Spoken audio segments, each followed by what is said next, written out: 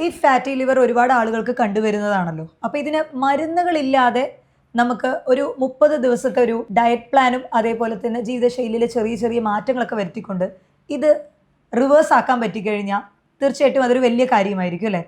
എന്നാൽ ഇന്നത്തെ എൻ്റെ ടോപ്പിക് അതാണ്, ഫാറ്റി ലിവർ എങ്ങനെ നമുക്ക് റിവേഴ്സ് ചെയ്യാനായിട്ട് പറ്റും, കരളിൽ അടിഞ്ഞിട്ടുള്ള കൊഴുപ്പിനെ കംപ്ലീറ്റ് അലിയിച്ച് കളയാൻ എന്തൊക്കെയാണ് ചെയ്യേണ്ടത്, കരളിന് ഡീടോക്സ് ഡ്രിങ്ക് ആയിട്ട് നമുക്ക് എന്ത് എടുക്കാം എന്നതിനെക്കുറിച്ചാണ്. ഇത് നിങ്ങളുടെ doctor Jumana Haseen, doctor Jumana's homeo care, Vadakkanchery, Palakkad.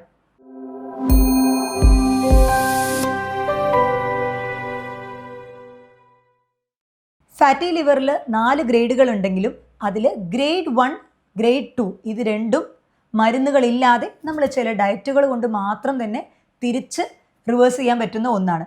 നമ്മുടെ കരളിന് റീജനറേഷൻ കപ്പാസിറ്റി വളരെ കൂടുതലാണ്, അതായത് പുതിയ സെല്ലുകൾ ഉൽപ്പാദിപ്പിക്കാനുള്ള കഴിവ് വളരെയധികം കൂടുതലാണ്. എന്നാൽ ഇതിൽ ഒരുപാട് കൊഴുപ്പുകൾ അടിഞ്ഞുകൂടിക്കഴിഞ്ഞാൽ അത് ഇതിൻ്റെ ഈ ഒരു പുതിയ സെൽസിനെ ഉൽപ്പാദിപ്പിക്കുന്ന കപ്പാസിറ്റീനെ ബാധിക്കുന്നുണ്ടാവും. ഫാറ്റി ലിവറും കൊളസ്ട്രോളും തമ്മിൽ ലിങ്ക് ഉണ്ടോ?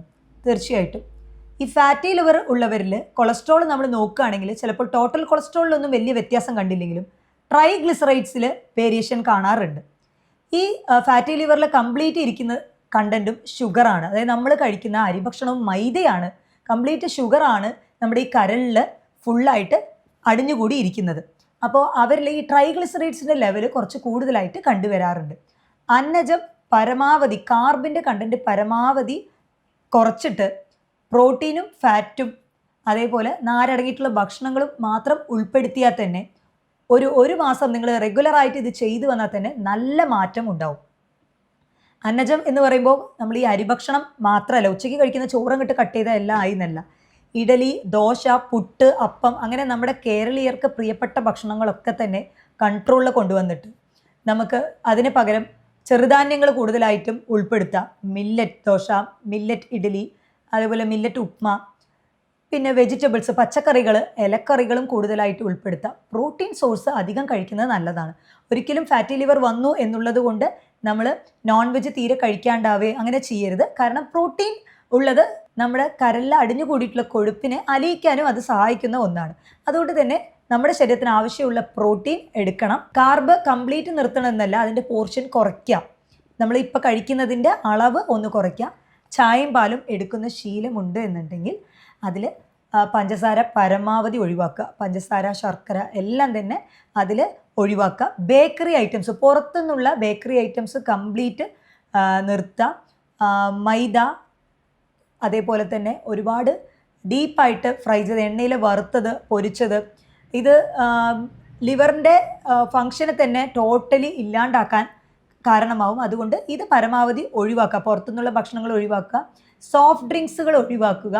ഫ്രൂട്ട് ജ്യൂസ്, പാക്കഡ് ആയിട്ടുള്ള ഐറ്റംസ് ഉണ്ടാവില്ല, പാക്കഡ് ഫ്രൂട്ട് ജ്യൂസിൽ നമ്മൾ HFCS എന്ന് പറയും. ഈ കോൺ സിറപ്പാണ് കൂടുതലായിട്ടുള്ളത്, ഹൈ ഫ്രക്ടോസ് കോൺ സിറപ്പ് എന്ന് പറയുന്നത്.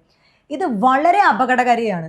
നമ്മൾ പുറത്ത് എടുക്കുന്ന ഒട്ടുമിക്ക സോഫ്റ്റ് ഡ്രിങ്കുകളായാലും ശരി, അവർ ഉപയോഗിക്കുന്ന ഇത് ഈ HFCS എന്ന് പറയുന്നത് വളരെ ചീപ്പായിട്ട് അവൈലബിൾ ആണ്. സാധാരണ ഒരു ഷുഗറിനേക്കാളും പഞ്ചസാരയേക്കാളും ഈ കൃത്രിമമായിട്ടുള്ള പഞ്ചസാര വളരെ ചീപ്പായിട്ട് അവൈലബിൾ ആയതുകൊണ്ട് തന്നെ അതാണ് മാക്സിമം എല്ലാ ഡ്രിങ്കുകളിലും അതേപോലെ തന്നെ ബേക്കറി ഐറ്റം അതിലൊക്കെ ഉപയോഗിക്കുന്നത്.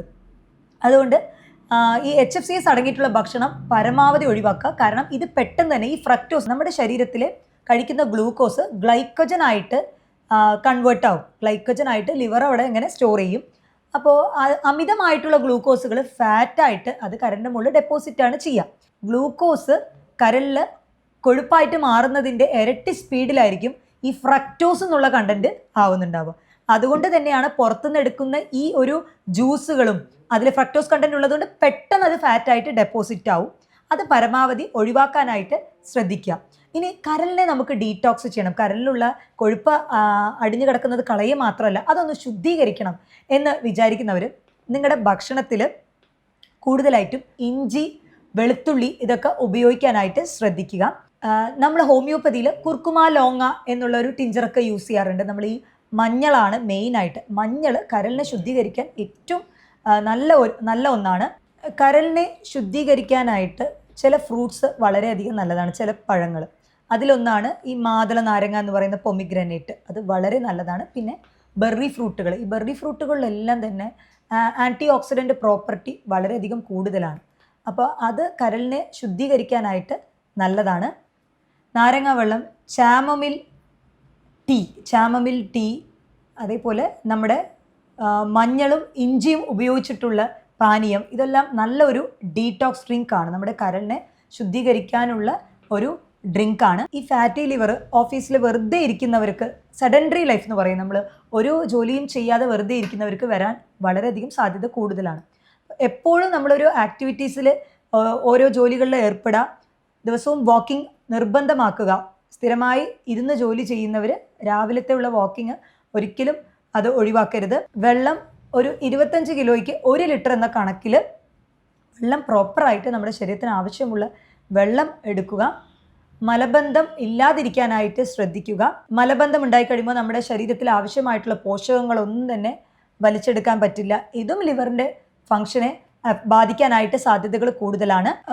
ചിലരുടെ ചോദ്യമാണ്, ഫാറ്റി ലിവർ നമ്മൾ ഈ ഡയറ്റുകളൊക്കെ വഴി നമുക്കൊരു 30 ദിവസം ഇങ്ങനെ ചെയ്തു, ആക്ടിവിറ്റീസും എക്സസൈസും ചെയ്തു, അതേപോലെ തന്നെ കാർബൊക്കെ കുറച്ച് നോക്കി, ഇത് മാറി ഗ്രേഡ് 1 റിവേഴ്സ്, ഇനി തിരിച്ചിത് വരുമോ എന്നുള്ളൊരു ചോദ്യമുണ്ട്. നിങ്ങളുടെ ജീവിതശൈലിയിൽ മാറ്റം വരുത്തി കഴിഞ്ഞാൽ അത് പിന്നെയും വരാൻ സാധ്യതയുണ്ട്. നിങ്ങൾ എപ്പോഴും പോലെ തന്നെ അന്നജം വളരെ കൂടുതലായിട്ട് കഴിക്കുക, പുറത്തുനിന്നുള്ള പ്രോസസ്ഡ് ആയിട്ട് ടിന്നഡ് പാക്കഡ് ആയിട്ടുള്ള ഭക്ഷണങ്ങൾ കൂടുതൽ കഴിക്കുമ്പോൾ അത് പിന്നെയും വരാനുള്ള സാധ്യതകളുണ്ട്. അപ്പോൾ എപ്പോഴത്തെയും പോലെ തന്നെ നിങ്ങളുടെ ലൈഫ് സ്റ്റൈലും നിങ്ങളുടെ ജീവിതശൈലിയും കൂടെ മെയിൻറ്റെയിൻ ചെയ്ത് പോവുകയാണെങ്കിൽ അത് തിരിച്ചു വരാനുള്ള സാധ്യതകൾ കുറവാണ്.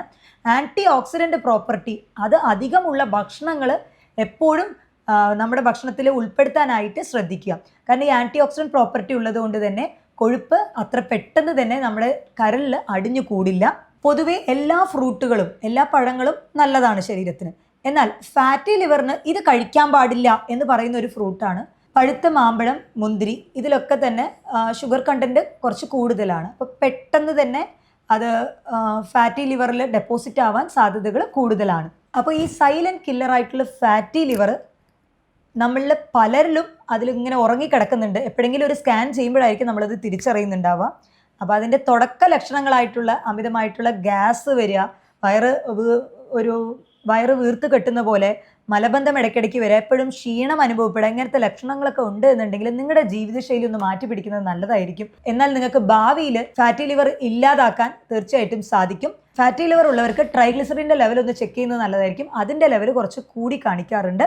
നിങ്ങളുടെ ലിവർ നല്ല ആരോഗ്യത്തിലാണോ അല്ലയോ എന്നുള്ളത് നിങ്ങളുടെ ലക്ഷണങ്ങൾ വെച്ച് നിങ്ങൾക്ക് ചെക്ക് ചെയ്യാവുന്നതാണ്. മറ്റൊരു ഹെൽത്ത് ടോപ്പിക്കുമായിട്ട് വീണ്ടും കാണാം. ഇത് doctor Jumana Haseen, doctor Jumana's homeo care, Vadakkanchery, Palakkad.